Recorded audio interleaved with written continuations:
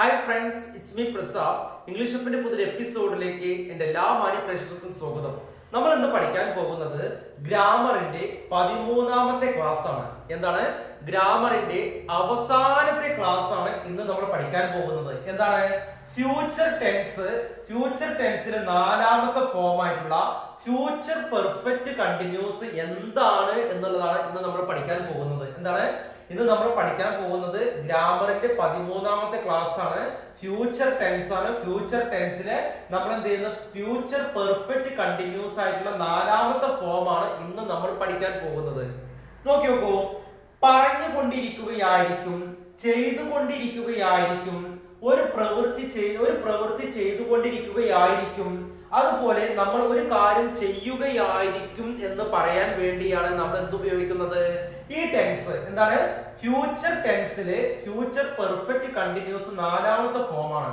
പറഞ്ഞുകൊണ്ടിരിക്കുകയായിരിക്കും, ചെയ്തുകൊണ്ടിരിക്കുകയായിരിക്കും, ഒരു പ്രവൃത്തി ചെയ്തുകൊണ്ടിരിക്കുകയായിരിക്കും എന്ന് പറയാൻ വേണ്ടിയാണ് നമ്മൾ ഈ ടെൻസ് നമ്മൾ ഉപയോഗിക്കുന്നത്. ഫോർ എക്സാമ്പിൾ, നമ്മൾ എല്ലാത്തിന്റെ കൂടെ നമ്മളൊരു എന്താ പറയാ, ഒരു ഫോർമാറ്റ് അല്ലെ, ഒരു സ്ട്രക്ചർ നമ്മൾ പഠിച്ചിട്ടുണ്ടായിരുന്നു അല്ലേ? അപ്പൊ ഇതിലുള്ള സ്ട്രക്ചർ എന്താണ്? Subject plus shall will plus have been plus verb ing form. എന്താണ്? Subject plus shall will plus have been plus verb plus ing form. എന്താണ്? സബ്ജക്റ്റ് ആദ്യം വെക്കുക, എന്നിട്ട് ഷാളിന് ശേഷം ഹാവ് ബീൻ വെച്ച് കൊടുക്കുക, അതിന് ശേഷം വെർബ് ing കൊടുക്കുക. അടുത്തെന്താണ്? അല്ലെങ്കിൽ വിൽ ഹാവ് ബീൻ വെച്ച് കൊടുക്കുക, അതിന്റെ ശേഷം വെർബ് ing ഫോം വെച്ച് കൊടുക്കുക എന്നുള്ളതാണ്. ഒന്നുകൂടെ നോക്കി വെക്കാം. ഗ്രാമറിന്റെ 13ാമത്തെ ക്ലാസ് ആണ് നമ്മൾ ഇന്ന് പഠിക്കാൻ പോകുന്നത്.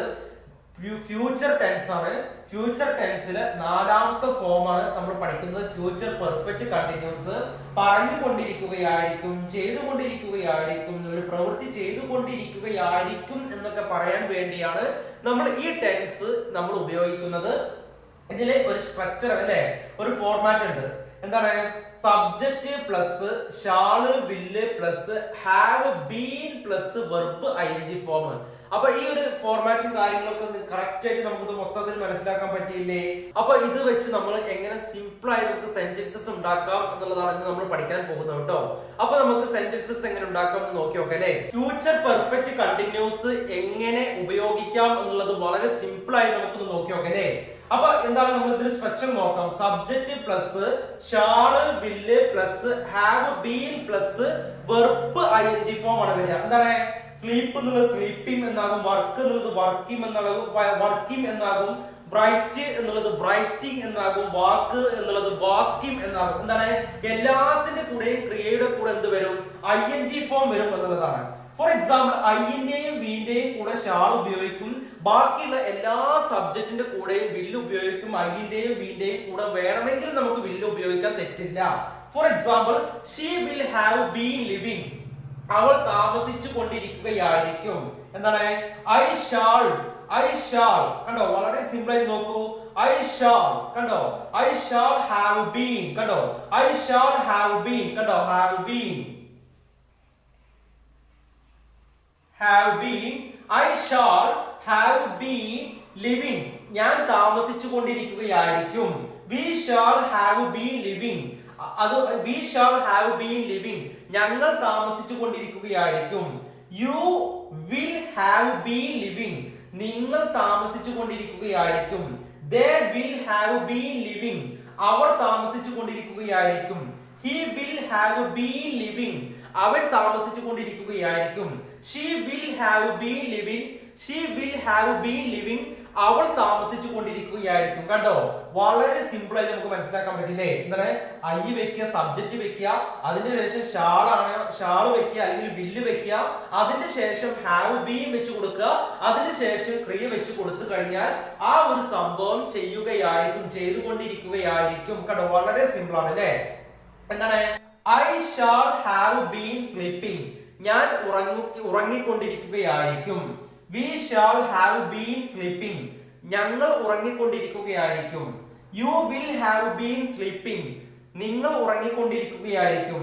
They will have been sleeping, our ഉറങ്ങിക്കൊണ്ടിരിക്കുകയായിരിക്കും. She will have been sleeping, അവൾ ഉറങ്ങിക്കൊണ്ടിരിക്കുകയായിരിക്കും. അപ്പൊ നമ്മൾ ഒരു കാര്യം ചെയ്തുകൊണ്ടിരിക്കുകയായിരിക്കും എന്ന് പറയാൻ വേണ്ടിയാണ് നമ്മൾ ഉപയോഗിക്കുന്നത് അല്ലേ? എന്താണ്? she will have been. കണ്ടോ? എന്താണ്? നോക്കാം. എന്താണ്? she will have been. അല്ലെങ്കിൽ എന്താണ്? I shall have been, I shall have been, we shall have been, you will have been, they will have been, she will have been, he will have been. കണ്ടോ? എന്നിട്ട് ആ ക്രിയ വെച്ച് കൊടുത്തു കഴിഞ്ഞാൽ എന്താണ്? ഉറങ്ങിക്കൊണ്ടിരിക്കുകയായിരിക്കും, ജോലി ചെയ്തുകൊണ്ടിരിക്കുകയായിരിക്കും, എഴുതിക്കൊണ്ടിരിക്കുകയായിരിക്കും, വാക്കി നടന്നുകൊണ്ടിരിക്കുകയായിരിക്കും എന്ന് ഉപയോഗിക്കാൻ വേണ്ടിയാണ് ഈ ടെൻസ് നമ്മൾ ഉപയോഗിക്കുന്നത്. അപ്പൊ നോർമൽ ആയിട്ട് എന്താ പറയാ, മോഡേൺ ഇംഗ്ലീഷിൽ ഇത് വല്ലാതെ ഉപയോഗിക്കാറില്ല. അതുകൊണ്ട് ഡീറ്റെയിൽ ആയിട്ട് പറയുന്നില്ല. അപ്പൊ ഇത്ര നിങ്ങൾക്ക് മനസ്സിലായില്ലേ? ഇനി നമുക്ക് വീണ്ടും പുതിയൊരു വീഡിയോയിൽ പുതിയൊരു എപ്പിസോഡുമായിട്ട് കാണാം. Okay, by.